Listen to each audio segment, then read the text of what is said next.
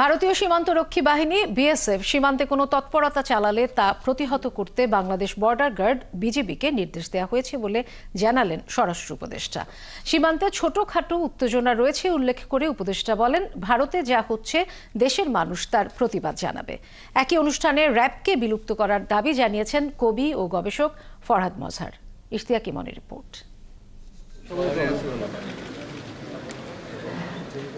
বৈষম্য বিরোধী আন্দোলনে আহতদের পুনর্বাসনে বাংলাদেশ বর্ডার গার্ড বিজিবির সহায়তা হিসেবে 7 জনকে দেয়া হয় নগদ টাকা ও অটোরিকশা। সারা দেশে এমন শতাধিক আহতকে পুনর্বাসনের অংশ হিসেবে এই সহায়তা দেয়া হবে বলে জানান বিজিবি মহাপরিচালক। যখন শিক্ষার্থীদের চিকিৎসা চলছিল তখন আমরা বিজিবির পক্ষ থেকে আরও 5 লক্ষ টাকা প্রদান করেছিলাম। পিলখানা হত্যার সুষ্ঠু তদন্ত ও বিচার দাবি করে বৈষম্য বিরোধী আন্দোলনের আহ্বায়ক হাসনাত আব্দুল্লাহ বলেন, ফ্যাসিবাদের সাথে জড়িতদের ভারতে পালিয়ে যেতে যারা সহযোগিতা করেছে তাদের খুঁজে বের করতে হবে।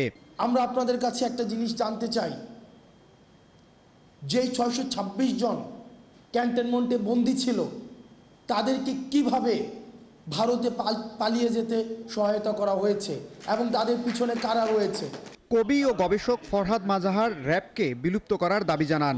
মৎস্য ও প্রাণী সম্পদ উপদেষ্টা বলেন, শেখ হাসিনা বাংলাদেশে আসবেন কেবলমাত্র গণহত্যার আসামি হিসেবে, এছাড়া অন্য কোনো রূপে তার দেশে আসার সুযোগ নেই। সৈনিক মাত্রই সে সবসময় আরেকজন অস্ত্রধারীর বিরুদ্ধে লড়াই করে, কখনো নিরস্ত্র মানুষের বিরুদ্ধে সে বন্দুক ধরে না। কিন্তু আমরা আমাদের সংস্কৃতির মধ্যে এটা ঢুকিয়েছি। ফলে আজকে স্বরাষ্ট্র মন্ত্রণালয়ের আমাদের মাননীয় উপদেষ্টা তিনি হাজির আছেন। আমি বিনয়ের সঙ্গে বলবো, অতি দ্রুত আপনারা র্যাবকে বিলুপ্ত করেন। হাসিনা যদি এমনকি দৃশ্যতা চিন্তা করে তাহলে সে একমাত্র আসবে গণহত্যার আসামি হয়ে তার বিচার করার জন্য। ভারত সীমান্তে ছোটখাটো উত্তেজনা রয়েছে। বিএসএফ কোনো তৎপরতা চালালে তা প্রতিহত করতে বিজিবিকে প্রস্তুত থাকার নির্দেশ দেওয়া হয়েছে বলে জানান স্বরাষ্ট্র উপদেষ্টা। বিএসএফ এর থেকে কোনো ধরনের উত্তেজনা বা অন্যরকম কোনো কিছু ওটা প্রতিকার করবে হলো বিজিবি।